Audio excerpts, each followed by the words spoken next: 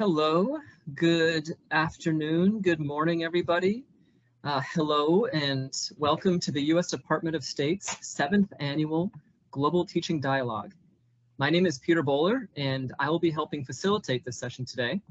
We're happy you could join us for this online professional development session titled Celebrating Global Learners, Making Well-Being a Part of Every Lesson, and presented by Tammy Dunbar. Before we start, there are just a few housekeeping notes to ensure that this session runs smoothly. First, please know that your microphone and camera have been automatically disabled for this session. Second, you can use the chat to interact with each other and the presenter throughout the session. And if you have any questions for the presenter, please use the chat or the QA function to submit those so they are separate from the main chat. And we'll be stopping periodically throughout Tammy's presentation to flag your questions to her so in real time. And lastly, please note that this session is being recorded.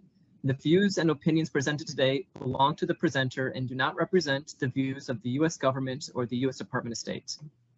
Thank you for your participation in the Global Teaching Dialogue. And with that, I will turn things over to our presenter. Thank you, Peter. I'm so excited to have you here today since Peter was our guide and leader when I went on my Fulbright journey in 2018-2019 to India. Had a beautiful time in New Delhi and taught wonderful students at Shirish Rakshayathan's School for Girls. It was a K college private school, and there were more than 4,000 students. So it was an amazing experience for me. And if you have not had that Fulbright experience, highly encourage you to seek out any of the opportunities because they are truly life-changing. I'm a 22-year teaching veteran. I teach in Manteca, California in the United States. We're about 75 miles east of San Francisco, to give you some context. We are known for our nuts, our walnuts, and our almonds. About 85% of the world's almonds and walnuts come from us. We like to say we're little nuts here. And as we go along, I'll tell you stories of my school in Manteca, where I've been teaching my entire career. The last 3 years, the starting year is my third, I'll be at the Online Academy, which is a different experience. But we all share one same experience, and that is we just finished, didn't we? We just finished a school year. We've been enjoying summer break, but I was thinking today about that last day of school. And that last day of school, most teachers have the same routine, and that is before we leave home, we get an extra bag or two and stuff them in our backpacks because we know inevitably students are going to be bringing us little presents on the last day of school, right? Sometimes it's a box of chocolates. Sometimes it's hopefully a coffee gift card. Yay, coffee for we Americans at least. And inevitably, there will be something that is either shaped like an apple, smells like an apple, or looks like an apple. But a few years ago, my students gave me probably the best present I have ever received, and that present was cash. Yes, I'm talking about cold, hard cash. And I'm going to wait till the end to tell you why that was such an amazing present. This session is all about social and emotional learning, and we heard some wonderful ideas and inspirations from our opening plenary session speakers. Why is social emotional learning important? Well, because not just school, but life is an emotional roller coaster, and not just since COVID. Even before that, our students go through so many things, and so do teachers. When you think about it, at the beginning of the year, as we're preparing, teachers are fresh and ready to go. And by the end of the year, we're on social media saying, boy, I could use a break. But our students feel the same way, and so do their families. They start out the year hopeful and optimistic, and by the end, they're frazzled and crazy. What can we do to empower them? What can we do so that they don't feel like that at the end of the year, or us? Well, one of the things we can do is to look at social emotional learning. And we saw this wheel earlier this morning in our, it was our teacher of the year who used this wheel. Social emotional learning, there's so many benefits, not just for a student being a student, but for being an active participant in life, for being a good family member, for being a good member of the community, participating, active. But a lot of times I find as a classroom teacher, my district or someone will say, oh, here are some lessons you can do to put social emotional learning into your classroom. And while some of those are good, really what social emotional learning, the heart, the soul of it, is relationships. If you have not heard Rita Pearson's fabulous TED Talk, the link will be provided for you later. I highly recommend doing that because Rita emphasizes that human connection is key. It's all about building relationships. Social emotional learning, the heart and soul of it is those relationships that we build, not just with our students, but with our families. Dr. Brad Johnson, his famous line, relationships before rigor. We need to have rigor, but you can't have that until you've built relationships. It's all about social emotional learning. So how do we weave that in through the day? Well, I'm going to break this down into a few sections, and I promise you that at the very end, I will be giving you a Wakelet link to all the resources, my complete PowerPoint, and everything you need, including my digits. So if you have questions, you are more than welcome to reach out to me. I know that they provided you with my PDF. I will be providing you with a link to the entire PowerPoint. So when we talk about weaving social emotional learning, it actually starts before you even enter the classroom. It starts with how you structure and organize your class. And this works whether you're using online learning, brick and mortar learning, Teams for Microsoft, Google Classroom, whatever you're using. You really have to think about how things are structured. People feel more comfortable when they know what's coming, right? And if family members and students know what's expected of them, where they can go for help, and that's consistent, then you're going to be a lot more successful when you've built those relationships. When they realize they can trust you and you're always consistent, then they're going to be more comfortable asking you questions. By the way, I'll also be talking about Flip, which is Microsoft's new branding of Flipgrid. And I'll also be using Wakelet, which I'll show you at the end. As an online teacher, this is how I structure my classroom, but I did the same when I was a brick and mortar teacher. I always want my students and families to know what is expected. So every day there are expectations, whether they're up on an agenda on the board. I used to have an agenda on one side of my whiteboard and homework assignments on the other side. So students always knew where to look. I posted it on my school website. I posted it on Remind, which I'll talk about in a moment. So students, there was never a doubt what was expected of them, when things were due. And I like to put multiple ways in for them to access that information. So you can see here, this is in text, but then down at the bottom, I've got a calendar view, and I also have a daily view. Another thing I did online for more structure is to give my students some areas, we call them channels in Teams, where they could showcase things that they've done that they were proud of.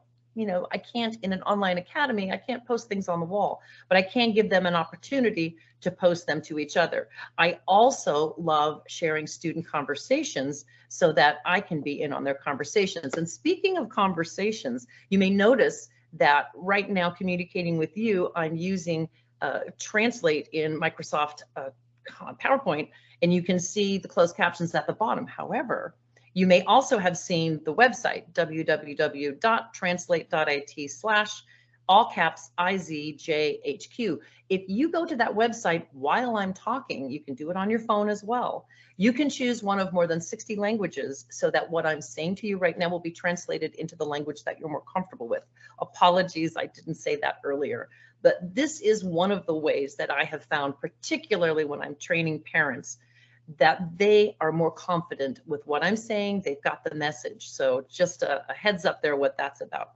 But it is all about preparing and being organized before you meet with students and families. So I know what my daily routine is. I know what I'm doing at what time. I know what's expected of students. I know when the groups are meeting. Students have an expectation of when Mrs. Dunbar will be available and what we're doing at all times. And if they don't know, I make myself very available.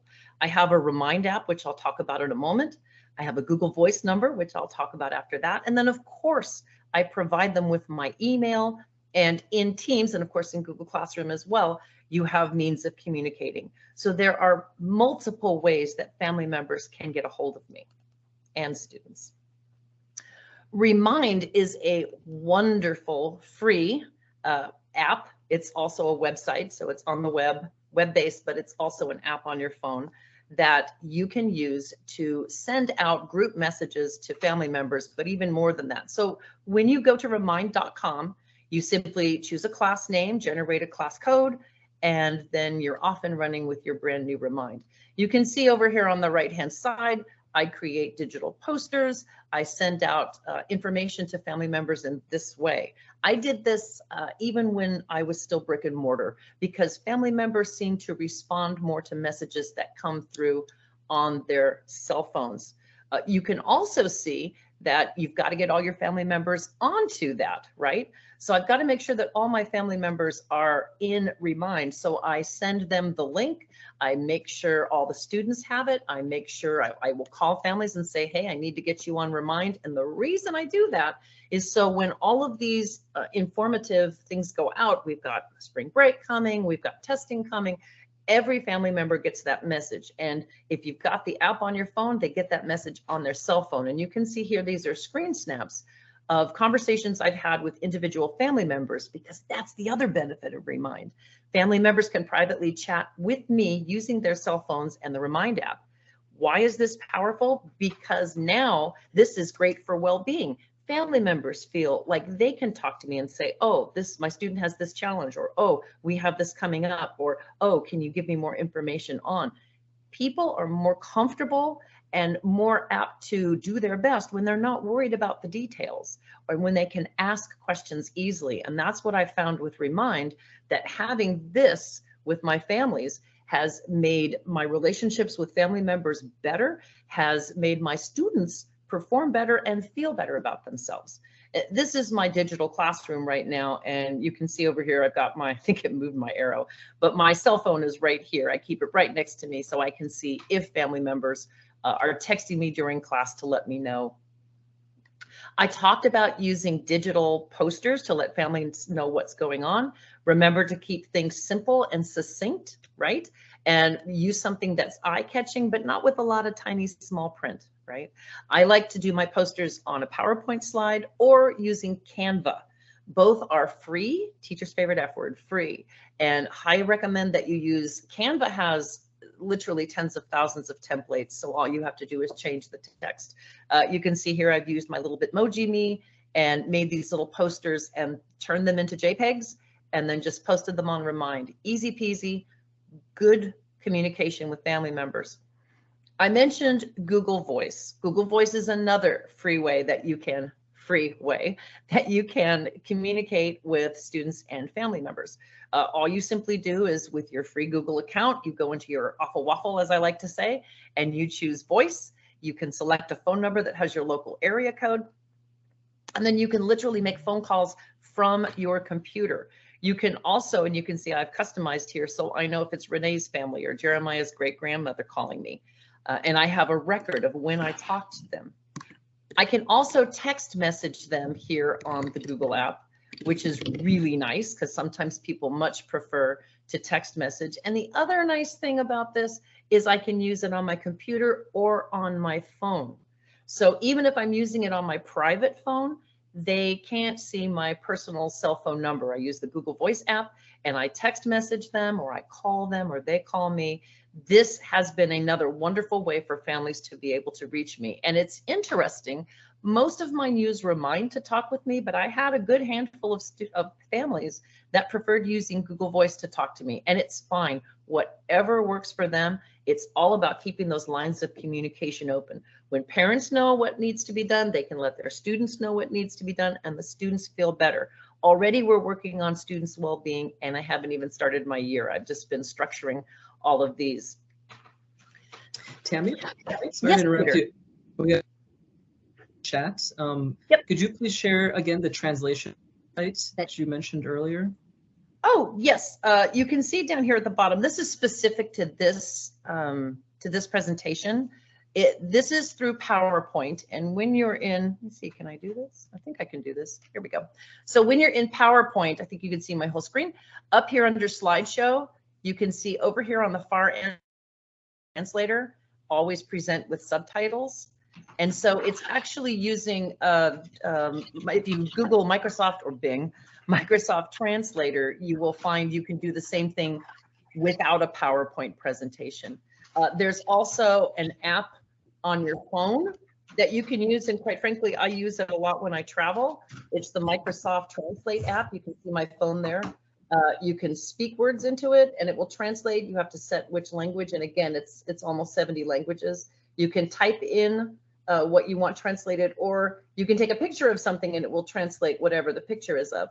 What I've used this one for the most, however, is when I do face-to-face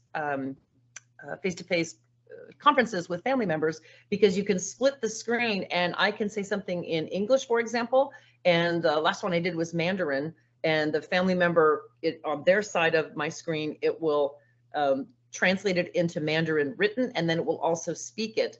And then they speak Mandarin. On my side, it translates into English and then speaks it in English. So the Microsoft world has become, and again, we're a Microsoft district. We went one-to-one back in 2014. All our K-12, 26,000 of our K-12 students got their own device. And we have trained families, teachers, and students on how to use these tools. So I hope that answered your question on the translation. Moving on to YouTube. Don't be afraid to use YouTube. I know some people are worried about that, but maintain a YouTube channel for school. And you can see here, when COVID first hit in 2020, I created a daily, probably 2 or 3 minute message for family members to let them know what was happening, what was expected of their students. Because back then, I mean, I had Remind, but I wanted them to see my face, to hear my reassuring voice, to let them know everything was okay. And the best way I could think that would make it accessible to everyone was I used PowerPoint. I recorded my voice and my video on each slide, saved it as an MP4, uploaded it into YouTube. So you can see every day I had a video message for families so they knew what was expected. It's super important to train your families.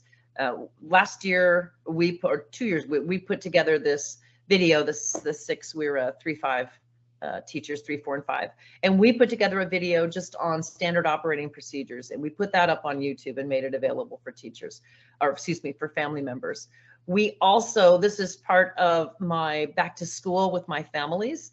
You need to train families. I know this doesn't sound like this isn't social emotional, but it is, because when they are comfortable helping their kids, everything is going to go more smoothly. When people are comfortable with what's expected and what they need to do, then we can focus on the learning, right? That's what it's about, and they feel good about themselves. So train your families.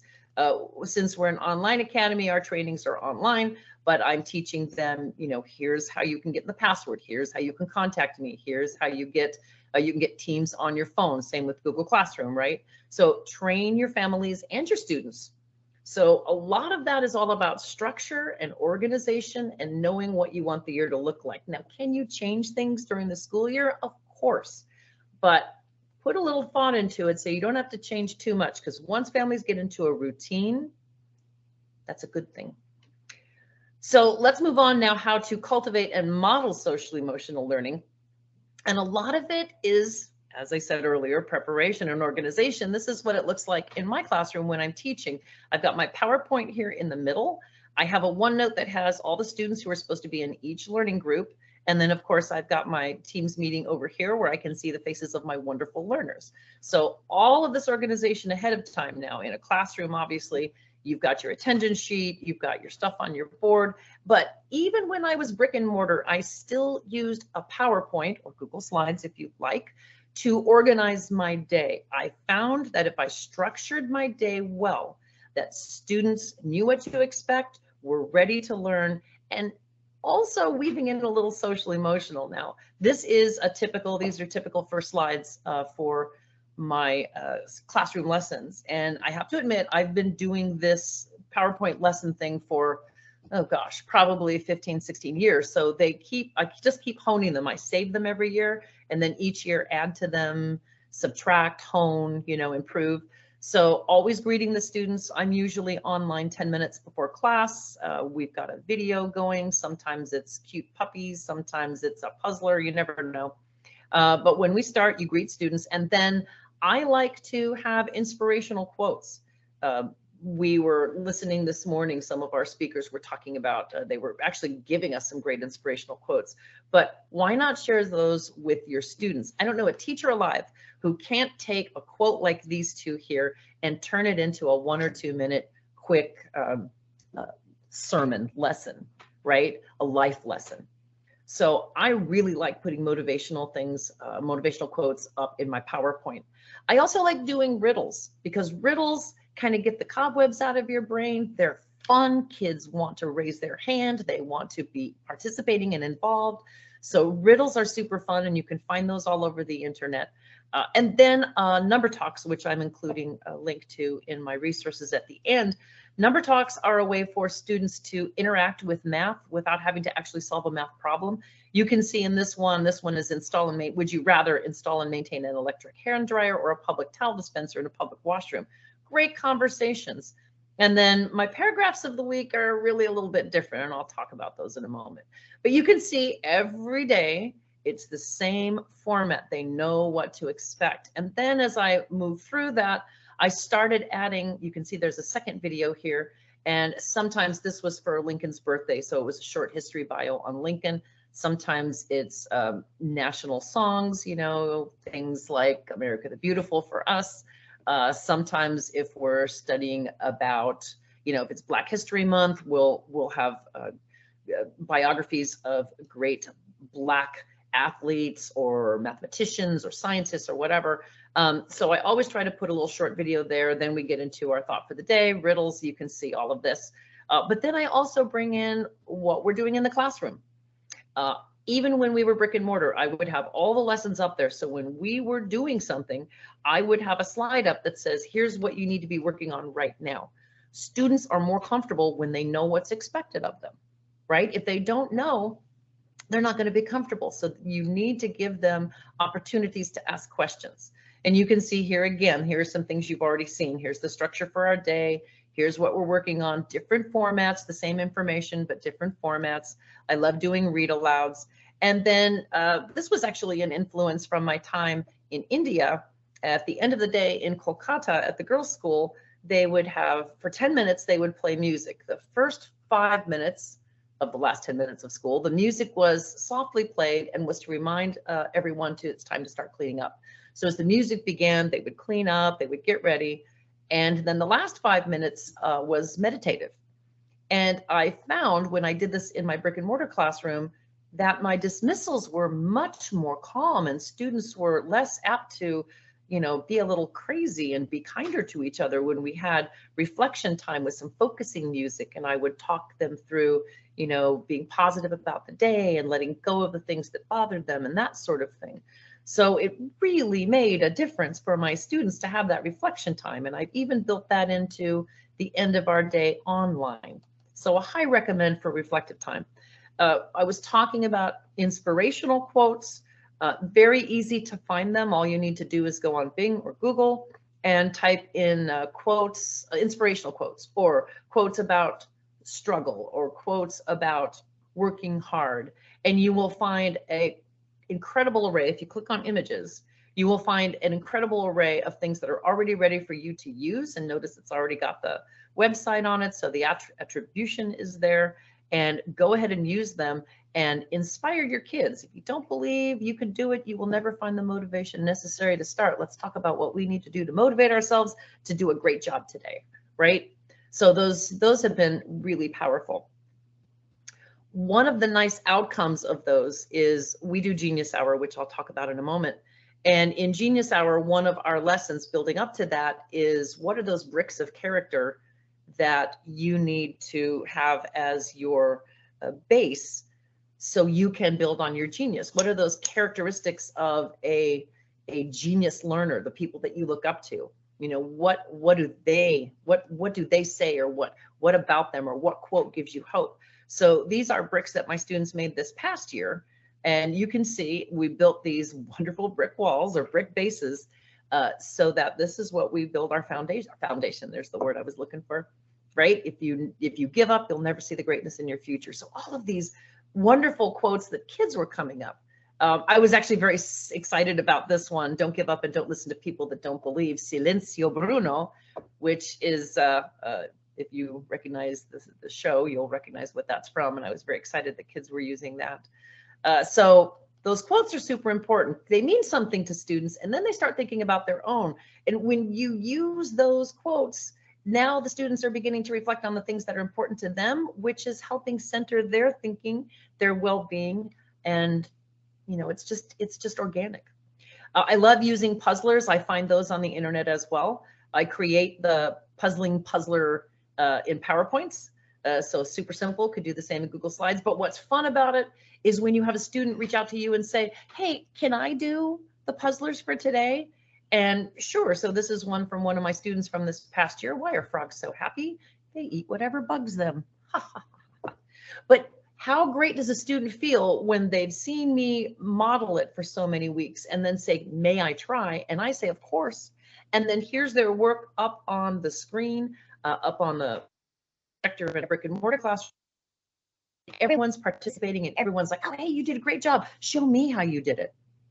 Tell me that kind of relationship building doesn't help social emotional. It totally does. Peter, any questions? Yeah, there's 2 questions in the chat. Okay. One, the first is, what is the best time of day for digital learning? The second is quite an experience there on SEL. How was your experience at the beginning when you started implementing SEL into your lessons? 2 good questions. So time of day, interesting question. In my district, like I said, we're an online academy, so all day is a great time for online learning. But what we found is that we do a morning meeting where everyone meets and we kind of go over every expectation and what's coming up in their assignments. And sometimes I'll throw in a little extra instruction, especially if we're doing like order of operations or something that's going to be a little tough. And then we break down into groups. In the afternoon, we have interventions. But what I found with online learning is that families are at work. And when families come home, that's when the students have questions. So I've found that I've had to make sure that I've got some time in the evening where it's like, Mrs. Dunbar's available from 5 to 6. If you have any answer, any questions, please reach out to me then, and I'll be more than happy to help you with an assignment. So really any time of day is a good time for online learning. That's a great question. And the other question was about SEL. How was it when I started? Was that it, Peter? How was your experience at the beginning when you started implementing SEL into your lessons? Okay, great question. But here's the thing that I realized, and I heard one of our speakers this morning say the same thing. It's like I came to the realization that some of the things I was already doing was SEL. It didn't have that moniker yet, that it was social emotional learning. I came late to the profession of teaching. I'm 61 years old and I've been teaching 22 years, do the math. I worked in marketing for Anheuser-Busch before this. And, so I just knew that relationships were important.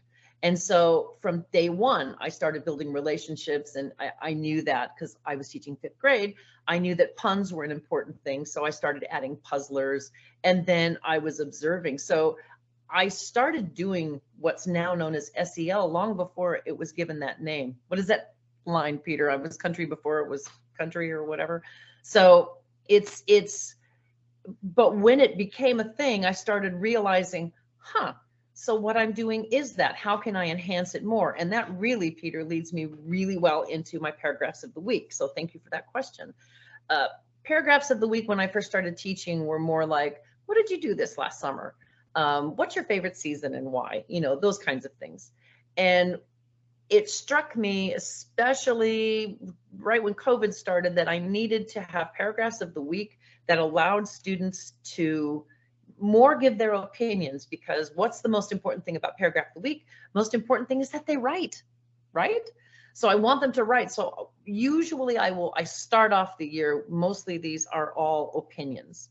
And so this one is, how do living things like us adapt to their environment? That was a science question, a big question in our science curriculum. And how have you adapted to life during COVID, quarantine, and distance learning with actual pictures? So students were like, oh, I'm comfortable with this. I have some opinions on this. So when students start talking to me about that, then we can have conversations. And this was something also that I picked up when I was teaching in Kolkata. And that was the teachers there had journals for their students to write their daily reflections in, but they collected them at the end of every week, and the teachers would write back to students. And I thought, wow, I have students write paragraphs of the week, but I haven't thought of it as a conversation. And especially if I want to do SEL, conversation about how they're feeling about life, how they're feeling about themselves, how they're feeling about others. So this is another one. We often doubt and don't believe in ourselves. Why do you think it happens? What can you do or have you done to believe in yourself? So this starts a great conversation with my students and I. Now I assign these, since we're online, I assign them in teams in an assignment, and then we can have a digital conversation that's private. And think about that. I'm very blessed in that in an online capacity, it's much easier to have a one-on-one conversation with a student, right, than it is in class. You've got to be able to pull them aside. They're embarrassed. They don't want kids to see that they're talking to the teacher. So technology has really made it much easier for me to talk with my students. Talking about weaving SEL into paragraphs of the week, we do this one every year. What social topic do you feel strongly about? And it can be anything. It can be LGBTQ, it can be Black Lives Matter, it can be green energy, immigration, homelessness. I have learned so much from my students and about my students by giving paragraphs of the week like this. The beginning of the year, I used to give a form that would say, what are your 3 favorite TV programs, and what's your learning style and that. But these paragraphs of the week have been so valuable to me as a teacher to know what my students need, so I can adjust whatever the quote of the week is, or the paragraph of the week. I can adjust that, or a tech challenge that I'll talk about in a bit. So that's really been a great way to weave SEL into my classroom. Now you need to check in with your students, and the journaling is one part of it. But in Microsoft Teams, there is a great thing called Reflect. And I can ask students, how are you feeling? Like, this is how do you feel about your ability to succeed in class? And when students click on Explore, they are given the choice of choosing one of these words. Now, what's nice about this is they can privately let me know how they're feeling, but on my side, it actually gives me the names of each student, so I know exactly how they're feeling. Now, you don't need to be a Microsoft school to be able to check in with students, right? You can also use Flip, which used to be Flipgrid, but Microsoft has now rebranded it as Microsoft Flip. It's still an app that's free, it's web-based, it's also on a phone. So you can simply send a flip out that's saying, how are you feeling right now? What's nice about Flipgrid is students record their message back to you. You can see their faces, you can hear their voices, they can use all kinds of effects. There are amazing effects on the phone now. But if you have shy students, they can also record just their voices and not their faces. But this is another great way. Check in, ask them how they're doing. In Microsoft Teams, we're very lucky that we have an app called Insights. So I can see, and you can see over here on the right-hand side, I can see when my students are online. I can see if I click on one of the purple or pink ones, I can see exactly what they were working on and how long they spent on it. This is super valuable. Oh, some students are working on the weekends too, good for them. But it's super valuable to give me some insights into their work habits, into what they're working on, what they need to work on, or I can actually have a conversation when I meet with their families and say, look, here's what Desiree's been doing. She's been doing really great. She's on every single day doing what she needs to do. Or, hey, Jeremiah's doing a great job, but he missed 2 days, and you can see here he wasn't online. So use technology to help you help the students. And then don't be afraid to let them know they're doing a good job, to praise them. And again, this is within Teams, but it's easy to send a quick note in comments, in chat, an email, to let students know what a great job they're doing, to let them know that they've been helpful to someone or they've accomplished something. Who doesn't feel great when somebody notices that they've done something well? The nice thing about this particular app is students can send them to students as well. So when someone does a great job, they can send it to each other. How powerful is that when you've got peer-to-peer? A side note, to make students feel more comfortable and more empowered when bad things happen, because they will happen, be sure that you teach your students how to do a screen snip. If you're on a Mac, it's Shift Command 4. If you're on a PC, it's Shift Windows key S. And they can select a portion of the screen to snip and paste it in an email to you so you can see exactly what's happened.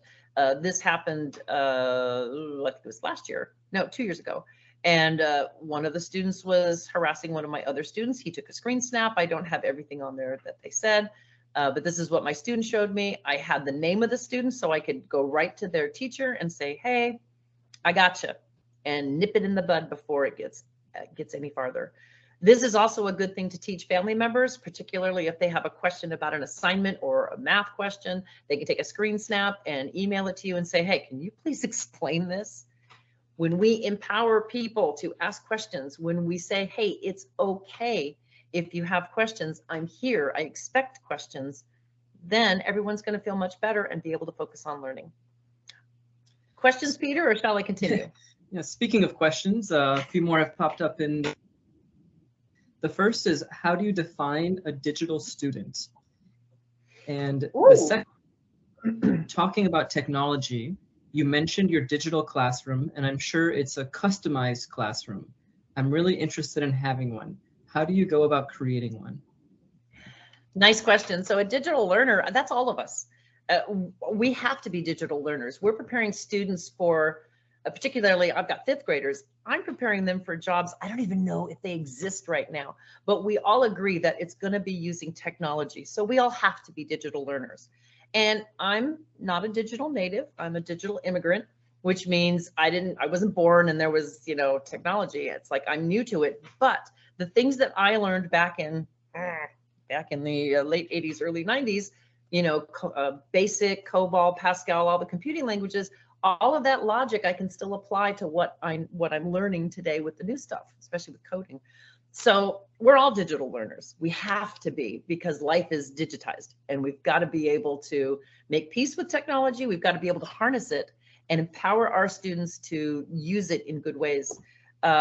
Digital classroom. So it's probably the easiest way to create a digital classroom is we use Microsoft Teams. It's a great free app if your district's Microsoft. Actually, you can use it. I think everybody can get a free Office 365 app now if you're an educator. And so you can use Teams online on Office 365. But there's also Google Classroom, which is also powerful. You might look at starting at something like that. But if you can't even do that, then probably the best digital classroom, some people use Zoom, or I think Zoom is the most common one that people use to meet with their students. You can use, share screen in that, use your PowerPoint, use your Google Slides to teach your lesson. I use PowerPoint, but I also use digital inking. So I'm actually solving problems on a blank PowerPoint slide so they can see how to solve the problems. I'm not sure that answers your question on how to start a digital classroom, but if you would like to email me and have a further conversation, please do so. It's tdunbar@musd.net, but I'll be giving you that information at the end. So let's talk about weaving SEL into the school day. One of the things is to build a community, and building a community for online. I've used Pixton.com, which there is a free account and there's a paid account, but each student can create their own avatars. And then here I've got this classroom picture.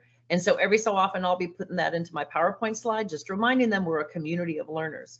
But the same thing happened in a brick and mortar. I would very often take pictures of students in the classroom and use them in my PowerPoints as examples. Or, I'd have a student who'd be pointing and then he'd be pointing at an assignment or something. But reminding them we are a community, we are a team, we work together. That's what this learning community is about. I learn from you, you learn from me, and together, if we use all of our collective genius, we're going to do really amazing things. Again, on Flip, one of the things I like to do, weaving social emotional in at the beginning of the year, and we'll be doing this, in just a few weeks, who are you and what's in your bag? And so it's pretty powerful to have students be able to introduce themselves by telling me how they pronounce their name, so I pronounce it correctly. And an aside here, socially emotional well-being of students, learn their names, learn how to pronounce it correctly. Even if you have to practice it 100 times, it's so important for a student to hear their name correctly, and a family member. That is one of the most vital things. So I've put that into my flip, but then I also have students talk about if there were 5 things in a bag that reflected you. Hello, everybody. My name's Olivia, and this is how you spell it. Yes, what about me? The 5 things I would put in my bag would be this beautiful photo of me and my siblings, one of these 2 stuffed animals, my Nintendo Switch, and a book, mainly Pokemon because I like Pokemon, with 5 things in a book. So I would bring a donut. Yes, a donut. Because why not? Why not, indeed. But look at the personality. Look at the information I just got from Olivia. I know how to say her name. I know how it's spelled. I got a lot of background on her, and she's adorable. She's got a good sense of humor, which is a great thing. But Flip has been just a really great thing for that. Another thing that's been really good, especially for COVID learning or online learning, is show me the favorite thing where you live. Kids are learning from their homes. So show me something at your home that's your favorite thing. This has been super popular. Last year we had over 1,200 views of students showing things. My favorite thing is my piano, and I made a video, played the piano to show them, you know, here's how the video should go, always model. And then that was pretty exciting. Another thing that I found, and this was a great connection between my friend Tina Banks in Indiana, who I went to India with in Fulbright in 2019, and myself. And Tina is an art teacher, and there's a thing called neurographic art. And what you do is you take a white piece of paper and a black pen, and then you think about the thing that troubles you or angers you the most, and then you just scribble. Once you've done the scribble, after like 3 to 5 seconds, then all of the crossed lines, let me see, I think I've got a picture here. Then where all the lines cross, you kind of fill in all of those angles. You can see where the lines have crossed, she's filled in the angles, and then you color it in any way that you want to. There are studies that show that neurologically this helps you take control of something that frustrates you and calms your mind. So what Tina did is her students filmed on Flip instructional videos for my students how to do this. And then once my students did it, they shared their neurological designs with the students in Indiana. That's the other nice thing about Flip. It doesn't matter the time zone. We can share things with students in India, in Albania, in South America, you know, all around the world, because we're in different time zones. We just have to post the video up, and then someone can come back and watch the video. And then of course, well-being, my students came up with a lot of beautiful designs. So every day in my PowerPoint, once they made them, I was collecting them and I was posting them on so we could talk about them and share them with each other. So super powerful things that you could do just to weave it into the day. I mean, notice how I took what we did with another classroom, with the neurological, and posted it here. Just so many different levels of reaching out to student well-being. I also love doing tech challenges. You asked what my definition of a digital learner is, and part of it is they've got to be able to do tech challenges. And for us, we use Minecraft a lot. Now, if you're a Microsoft district, you may have Minecraft available to you and don't even know it. I did a session, I did a whole year of sessions for the state of Texas through friends of mine, NCCE, because Texas they're all Microsoft, but they didn't know how to use it as an instructional tool.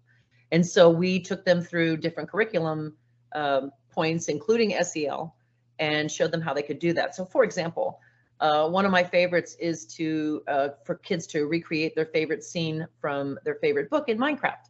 And then they have to write a short paragraph about it. And then this is an example. If you've read Number the Stars by Lois Lowry, these are both examples from that book, where this one at the bottom here, the student created Anna Marie, Kirsty, and Ellen.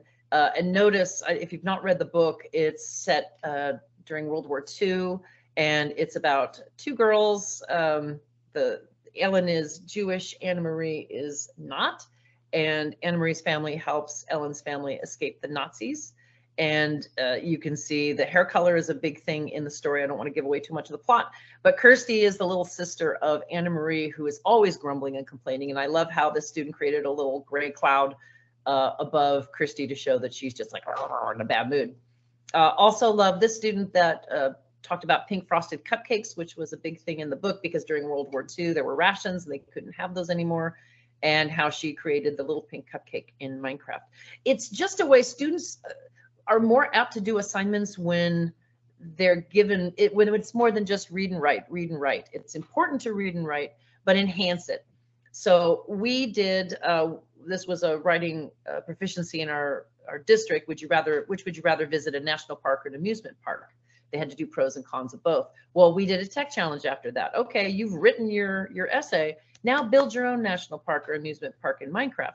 Oh my gosh, they just went to town on that. In math, we had a curriculum challenge to create your own yogurt shop. And so I started it with a PowerPoint where they had to create their yogurt shop, show me their flavors, show me what it would look like. And then after they did all the math, then in Minecraft, they recreated that with all the posters up there that showed me operating hours, what an employee made, you know, cost of yogurt per ounce, just really, really powerful. And then Minecraft also has a lot of SEL lessons. The Mindful Night is one of my favorites. You simply download the world and students can go in at their own pace and walk through it, and they learn coping skills, social management. It's super powerful. I've got the link for you in my resources at the end, but all you have to do is click on class resources, go through lessons, and you can sift through all the amazing lessons that are there. And then of course, one of the big things about building relationships for student well-being is to spend time with them playing. Play is important, right? And so even though I'm not great at Minecraft, well, I'm a Minecraft global mentor, but you know, I'm not like some of my students, and I'm okay with that, but I play Minecraft with them. And that's what we need to do, is we need to have fun with our students. I love using Breakout EDU. Now they do have a paid version, but they do have some free breakouts, which I highly recommend. And what you're seeing here is we do breakouts in breakout rooms. So you can do breakout rooms in any platform. This is in Teams. So breakouts are basically, if you haven't heard of that before, it's kind of like an escape room, but you can see kind of at the top, these little green things, those are all locks they have to unlock. And each lock is, you know, you have to read through it and figure out this one's a directional combination. And here they are in their breakout rooms working together. And I pop into each breakout room to give clues or encouragement. And that was a big request this past school year. Can we do breakouts in breakout rooms, please? Say, of course you can. And breakouts are wonderful because they're aligned with curriculum. You can take a look, if you do the paid version, you can find breakouts that align to any grade level and any curriculum. Questions, Peter?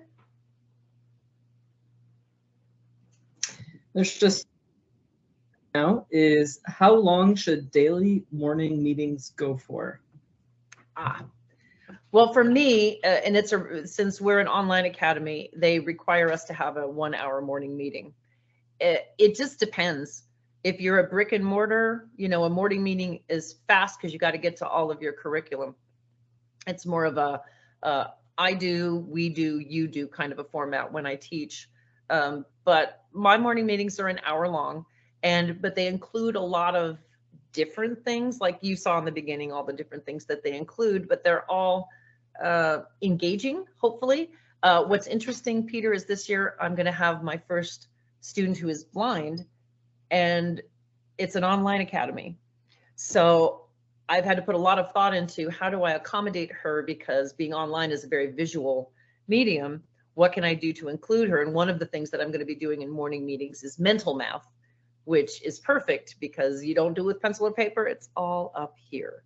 So, but about an hour is what I do for my morning meetings, if that helps. I was hearing one of our morning speakers talking about empowering students, and she had the push through. That was fantastic. It made me think of Genius Hour, because that's really what it's all about, is empowering our students to find their own personal genius and then share it with the world. This is Angela Myers. I was fortunate to present with her at ISTE one year on Genius Hour. That was a passion of mine. And she had a book coming out that had 20 walk-up lessons to Genius Hour, which I found very empowering. And I'll be sharing that book with you in the resources at the end, which we're getting close to. And you can see here's just an example of some of the Genius Hours. Genius Hour is basically when a student gets to choose what they want to learn. It has to be something that is researched. It has to be a problem solving. It has to solve a problem. or it has to answer big questions, right? Or you have to learn a skill. And so my students through the years have just done amazing things. This is Wakelet where I'm putting all of their stuff. But when we do Genius Hour, when I'm encouraging students to use their genius, and those walk-up lessons talk about you're a genius and the world needs your contribution, then we start thinking globally. And so that's when this program is one that I created with Koen Timmers in Belgium. He's a Microsoft Innovative Educator expert, big on climate change right now. So just search for Koen Timmers and climate change, and you'll see some amazing things. But he and I did this program, Human Differences. We were talking about gender equality and building bridges instead of walls. It was a wildly popular program. We had 37 countries, 6 continents, 5 schools, over 5 weeks, and a lot of conversation and a lot of goodwill. Kids were posting answers to big questions, and it was just a fascinating week. That led me to do a program called Cultivate World Literacy with my best librarian friend, Julie Hembry from Washington. And she and I did Cultivate World Literacy, which was a big global program that went out to, oh my gosh, we had 137 schools talking about what are the challenges behind literacy, how can we help others in literacy. My class, they had a couple of projects during that. One of them was we did fundraisers so we could raise money to get, we had Kinder Tech Buddies at the time, and we raised money to buy them little chairs, little stools, colorful stools, and a whole class set of books so that they would be able to do extra reading. So just all kinds of great programs going on with that.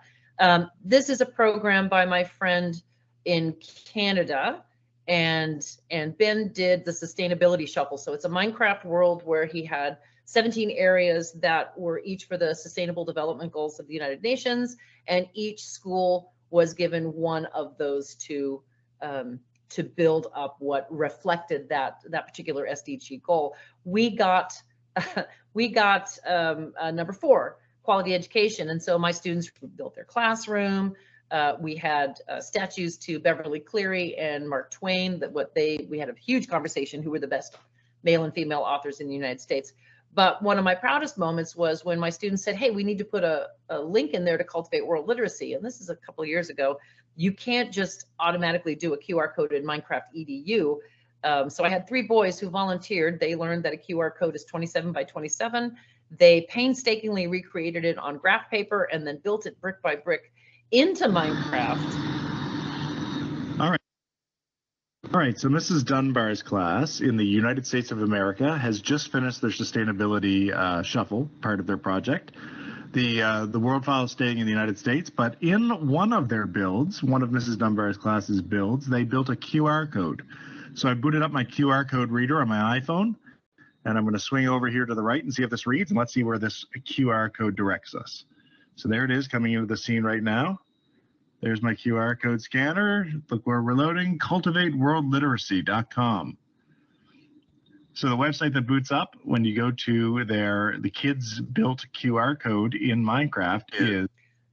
So super powerful. My students felt really empowered.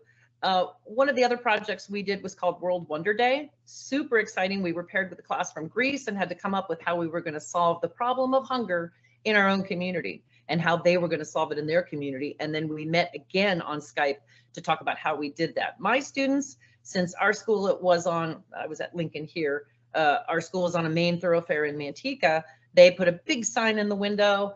They wrote an article. They asked if they could write an article. How great is that? For the local newspaper. Long story short, they tripled what we had the year before. They insisted on putting it in the window. I was terrified it was going to fall and kill me. It didn't, so that was a good thing. But how powerful is this for these students using their collective genius to help feed others in their community? I'm telling you, when you do things like this, SEL is just organic. You don't even have to worry about a lesson plan. If you want to join a group of educators who are really into SEL, go into Facebook and join SEL and EDU. There'll be a link in the Wakelet. There are more than, I want to say there are 19,000 members right now. Free resources, great conversations, lots of conferences. So I recommend to join that Facebook group, SEL and EDU. Wakelet, which I'm going to be giving you a link to at the end. I use Wakelet for class yearbooks. I use Wakelet when we do coding. I put together all of the arcade games that my students coded in makecode.com. And so my students could go back in and play each other's games. How great does that feel? Oh, this is such a great game. How'd you do it? Can you show me? I just love sharing students things. Now, I want to, this has been one of my big things, and that is backgrounds. Since I teach in an online academy, it's really important that the information that it's really important for families and students to know be behind me. Notice how I've left a space here in the middle. So when I use this as a background, my face is in the middle. Important information is there. So when students are looking at me and when parents are walking by, they can see the important information. I'm in a digital classroom. I can't post things on a wall, but I can post things on a digital wall and have it behind me when I'm talking to my students. How great do they feel about themselves when the work that they've posted into our channel, the Showcase channel, appears on my background on my digital school wall? But then I got into giving backgrounds away as or letting them choose my background as a reward. If my students catch me making a mistake, and that happens more often than I like to admit, or if they do something great, I allow them to choose my background for the day. Now, this has been very powerful because A, they have a lot of fun, but B, I use this at the beginning of the meeting, and then we have a conversation, and I have the student who created the background tell us, where did you get it? Why did you choose it? How did you make it? Ask them questions, excited about it. And it's also fun. I mean, you got to let your students know you're not afraid to look a little silly, and you're not afraid to make mistakes. That's, oh, I kind of like that one. You got to let them know that when you make a mistake, it's okay. That's what it's all about. We have to model for them to make them feel comfortable for when they make mistakes. And also use your personality. My weird quirk is I like doing Dr. Dunbar, and Dr. Dunbar does experiments. She used to do them in the classroom. Now she uses technology to do them for students. But the big thing is letting students know it's okay to make mistakes and celebrate the times when you're not perfect. When we celebrate mistakes, when I reward them when they find a mistake, and I just, I correct it and move on, they can see that it's not a big deal to make a mistake. If you fail, fear not. Just analyze what happened, iterate, and learn from it, right? That's what we have to model for our students.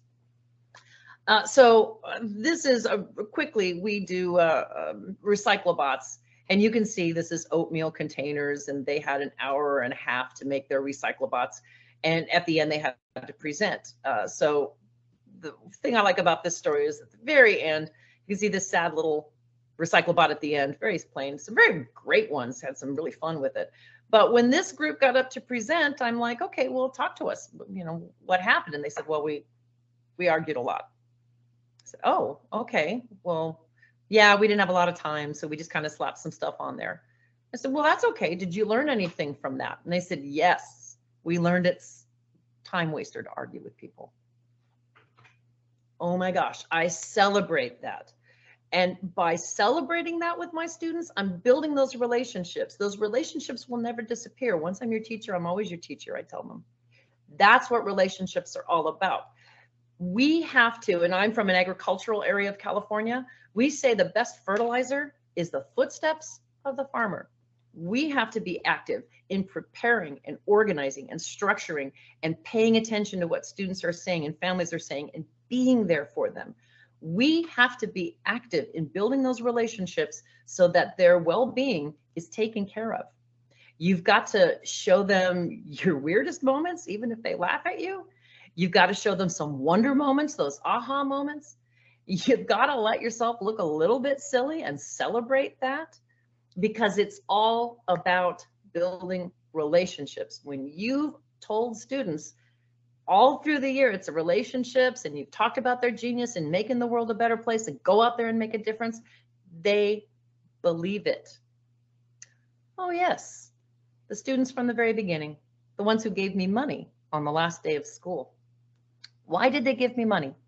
Well, about a month and a half before the last day of school, they asked me for permission to sell drawings. And I said, well, you got to ask the principal, get permission to sell drawings. So they did. They went to the principal gave permission. So they were selling cute little drawings. They had little coupons, they collected money. And then on the last day of school, they came to me, because I figured they were doing it for, popsicles and to pay for swimming in the summer. They came to me with this little box and some cash money. And they said, Mrs. Dunbar, all of the money we've collected to give to you. I said, to me? Why?